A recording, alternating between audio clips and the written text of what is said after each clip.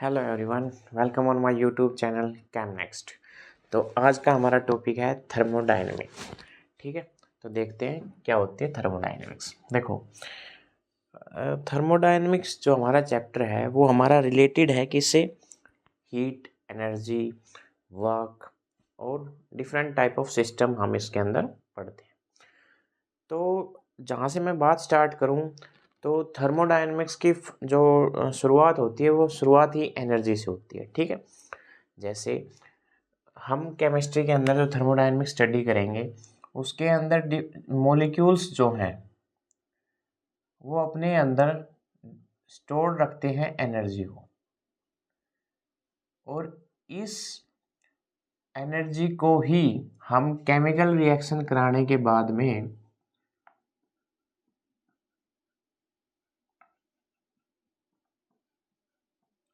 इस एनर्जी को रिलीज कराते हैं और हमारे पास एनर्जी मिलती है। ठीक है, अब डिफरेंट डिफरेंट एग्जांपल हैं इसके। जैसे हम ऑटोमोबाइल्स के अंदर जो हमारा इंजन है इसी एनर्जी को हम यूज करते हैं, यूज टू डू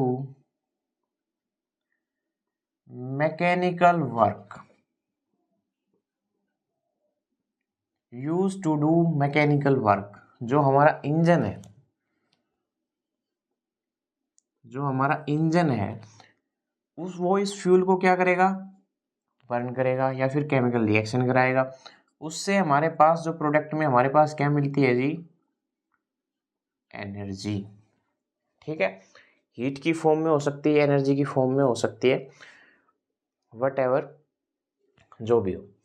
तो हमें क्या पता चला? केमिकल रिएक्शन से हम वर्क कर सकते हैं, मैकेनिकल वर्क कर सकते हैं, different different type of work कर सकते हैं। फर्स्ट ये बात क्लियर हुई। जैसे आप हमारी जो कुकिंग गैस है, कुकिंग गैस है या फिर जो मीथेन है, ठीक है, जिसको आप CH4 कहते हैं। तो कुकिंग गैस और मीथेन, मान लो आपका जो LPG सिलेंडर है जो आप कुकिंग में यूज़ करते हो, ठीक है, वो गैस एक सिंपल गैस है। बिफोर जब आप उसको इग्निशन नहीं करते हैं, इट प्रेजेंट इनटू सिलेंडर, ठीक है, वो सिलेंडर के अंदर प्रेजेंट है और तब तक वो ओनली गैस मॉलिक्यूल्स ही हैं। आप उसमें इग्निशन मत कीजिए, वो gas molecule similarly as it is diffuse हो जाएंगे सराउंडिंग में। जब आपने उसमें इग्निशन किया तो इस कुकिंग गैस ने केमिकल रिएक्शन करने के बाद में हमारे को क्या दी? एनर्जी दी। ठीक है, उस एनर्जी को हमने यूज़ किया किसके अंदर? कुकिंग के अंदर। जो भी हमारी नीड की जो हमारी ज़रूरतें थी उसको पूरा करने के लिए हमने उसका यूज़ किया। तो क्या समझे? सिंपल मॉलिक्यूल्स के अंदर जो एनर्जी स्टोर्ड है उस एनर्जी को हमने ट्रांसफ़र कर दिया हीट के अंदर। जब प्रोडक्ट हमारा फॉर्म होता है वो हमारे पास क्या मिला? क्या बनता है?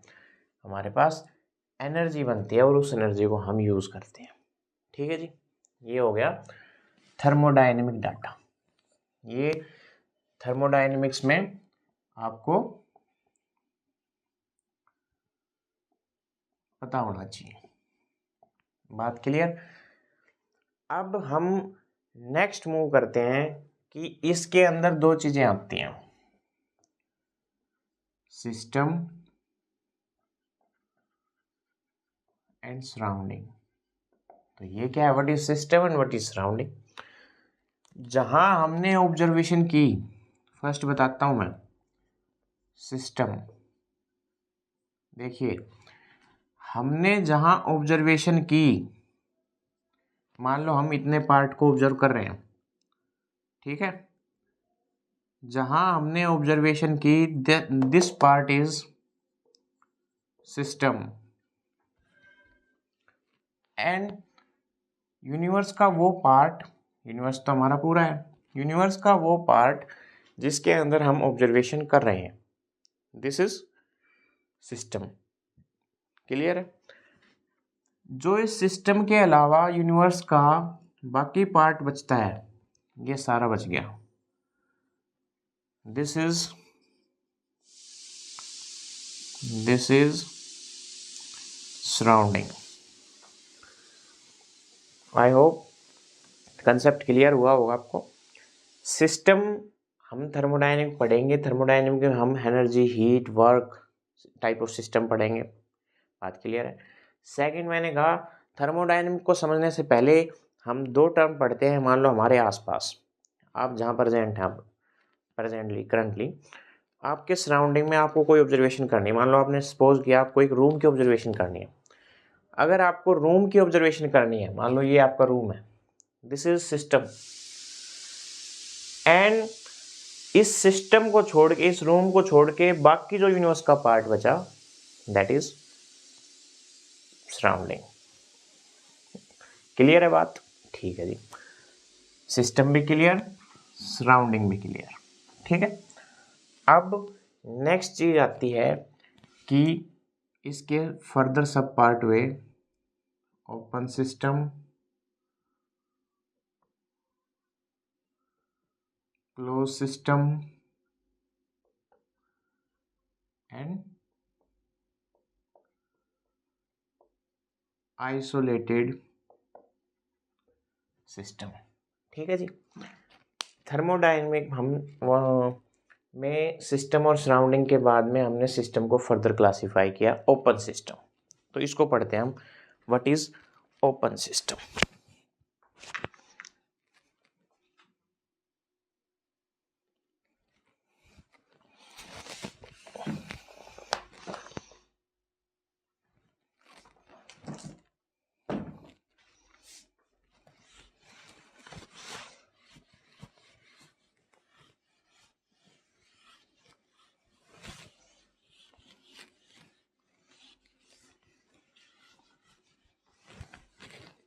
देखो जी,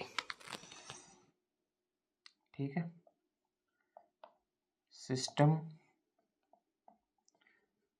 open, close system, close system, open system and isolated system. Clear? First हम पढ़ते हैं ओपन सिस्टम। ठीक है जी, देखो ओपन सिस्टम आप किसको कहते हैं? मान लो आप ऑब्जर्वेशन कर रहे हो इस रूम के, ठीक है, बचा हुआ पार्ट यूनिवर्स का, वो सराउंडिंग आपका। ओपन सिस्टम ये तब कहा जाएगा तब आपके इस रूम के अंदर से, मान लो ये आपका रूम है और ये आपका सराउंडिंग है, ये आपका सिस्टम है एंड ये आपका सराउंडिंग है। ठीक है, ये ओपन सिस्टम तब कहा जाएगा जब आपके सिस्टम से, जो आपका रूम लिया आपने उसमें से आपका मैटर फर्स्ट, जिसको आपका कोई भी सब्सटेंस, कोई mole of substance, second energy, अगर ये दोनों ट्रांसफर हो रहे हैं, दोनों सिस्टम और सराउंडिंग के बीच में एक्सचेंजेबल हैं, तो this type of system is called open system. Clear है? This type of system is open system. ठीक है जी, अब सेकंड बताता हूं मैं।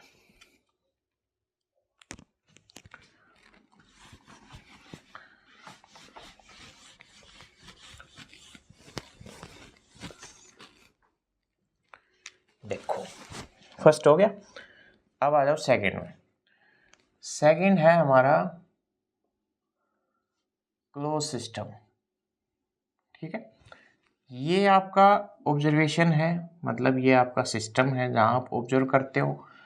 This part is surrounding and this is system. First आपने ओपन सिस्टम कहा जहां मैटर और एनर्जी बोथ एक्सचेंजेबल हो, ट्रांसफर होते हो। सेकंड सिस्टम मैंने कहा क्लोज सिस्टम, जहां ओनली एनर्जी ट्रांसफर होगी, मैटर आपका ट्रांसफर नहीं होगा, and this type of system is close system. ठीक है जी, क्लियर है बात। ये है फर्स्ट, ये है सेकंड और थर्ड। देखिए अब आप, ये आपका रूम है, ठीक है, ये आपका सराउंडिंग है, ये आपका सिस्टम है।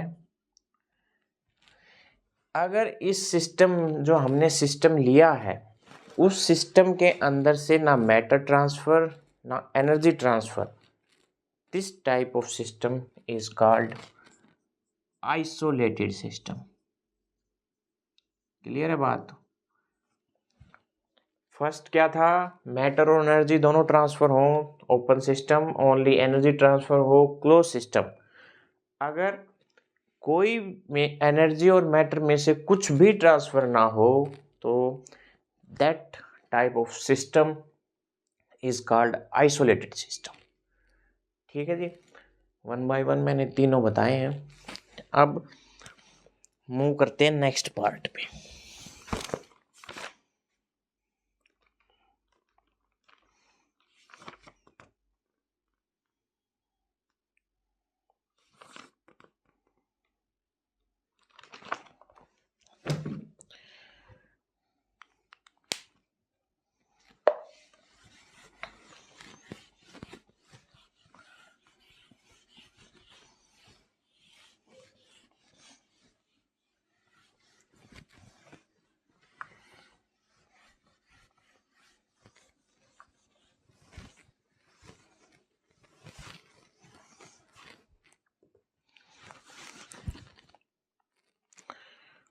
देखो जी, अब और नेक्स्ट इस चैप्टर में आगे चलते हैं।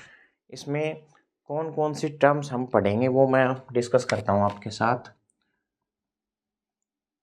You, Q, T, P, W,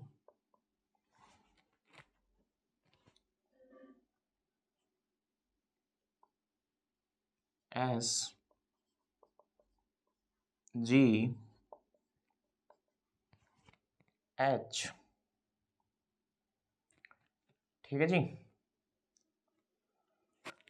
तो अब बताइए what is U. U denote internal energy. U क्या करता है जी, हमें क्या बताता है, internal energy. And Q, Q हमें बताता है heat.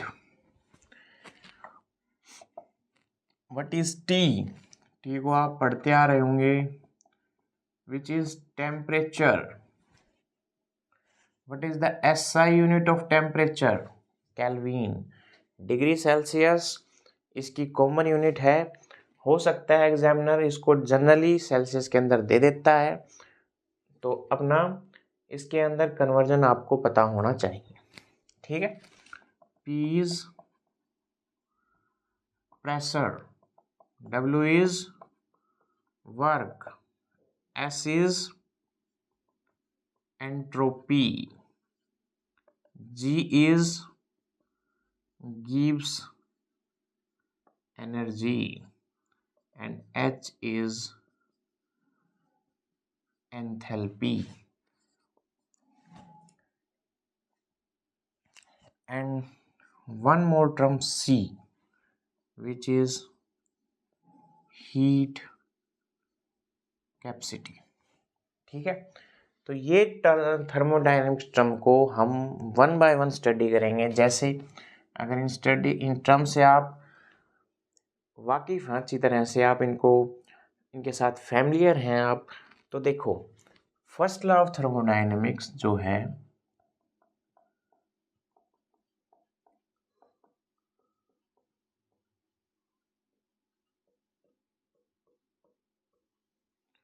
First law of thermodynamic हमें कहता है change in internal energy equals to Q plus W। तो अगर आप U2 minus U1 equals to Q plus W, या फिर कहिए U equals to Q plus W। ठीक है, अगर आपको ये पता है U इंटरनल एनर्जी है, Q आपकी हीट है, एनर्जी है सॉरी, एंड W आपका वर्क डन है, तो आपको फर्स्ट लॉ ऑफ थर्मोडायनेमिक्स में कोई भी दिक्कत नहीं हो सकती। ठीक है जी, बात क्लियर है। U आपकी इंटरनल एनर्जी है, Q आपकी हीट है, T टेम्परेचर है, P प्रेशर है, W वर्क है, S एंट्रोपी है, G गिब्स एनर्जी है, H enthalpy and C is the heat capacity. Clear है, डन। ये आपका first law of thermodynamics. One by one work भी निकालेंगे, स्टेट फंक्शन पाथ फंक्शन भी पढ़ेंगे, एक्सटेंसिव इंटेंसिव प्रॉपर्टीज भी पढ़ेंगे, गिब्स एनर्जी भी पढ़ेंगे, स्पॉन्टेनिटी भी पढ़ेंगे। हम एक एक टर्म पढ़ेंगे, लेकिन ये बेसिक है थर्मोडायनेमिक्स का, इसको अच्छे से करिएगा। Thanks for your cooperation, take care of yourself, thank you so much, okay, thank you, take care.